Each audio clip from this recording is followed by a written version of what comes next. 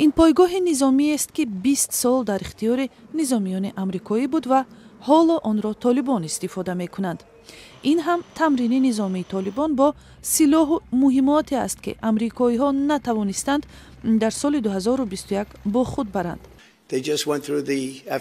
پس از 4 سال دوباره دونالد ترامپ پرزیدنت ایالات متحده آمریکا در سفرش به لندن از بگرام یادآور شد.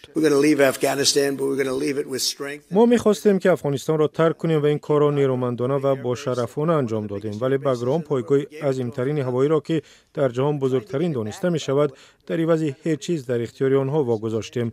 یک سبب این که ما این پایگاه را می‌خواهیم بازپس بگیریم این است که شما می‌دانید آن در فاصله 1 ساعت تا مکان جایگیر است که آنجا چین سلاح‌های هسته‌ای استحصال می‌کند. ترامپ از این پیش ماه می هم درباره پایگاه هوایی بگرام صحبت کرده، گفته بود که آن در 40 کیلومتری کابل جایگیر بوده از جانب چین اشغال شده است. عین حال نه خود ترامپ و نه دیگر مقامات آمریکایی مشخصا نگفتند که امکان بازگردانی پایگاه چی معنا دارد و آیا در این زمینه کدام گفتگوهای جریان دارند یا نه. در اولین واکنششان به اظهارات ترامپ هم مقامات طالبان و هم چین سخنهای او را رد کردند.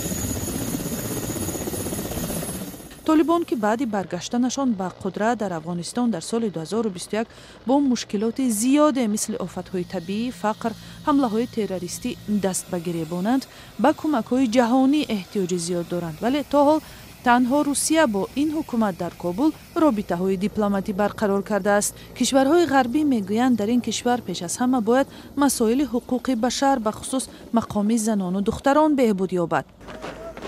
بگرام سالهای 1950 از جانب حکومت شوروی ساخته شد و سالهای 1980 از مهمترین پایگاه‌های ارتش اتحاد شوروی به شمار می رفت که به خاک افغانستان تجاوز کرده بود.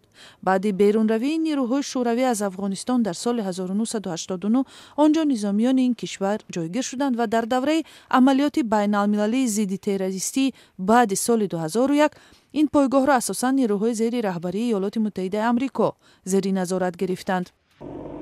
چند هفته پیش از بیرون شدن نیروهای آمریکایی در تابستان سال 2021 آن به دست مقامات این کشور و در نتیجه به دست طالبان گذشت. از این پایگاه در دوره اوج حضور نیروهای ائتلافی در افغانستان بیش از 100,000 سرباز آمریکایی گذشته است. ترامپ در مرحله اول رهبریش در ایالات متحده آمریکا از ترک افغانستان کردن نظامیان آمریکایی خبر داد، ولی در اصل جریان بیرونکشی نیروها در عهد پرزیدنت جو بایدن عملی شد و در شرایط بسیار بی‌نظم و بی‌بند و بار صورت گرفت که اینچنین باعث مرگ 13 نظامی آمریکایی هم گردید.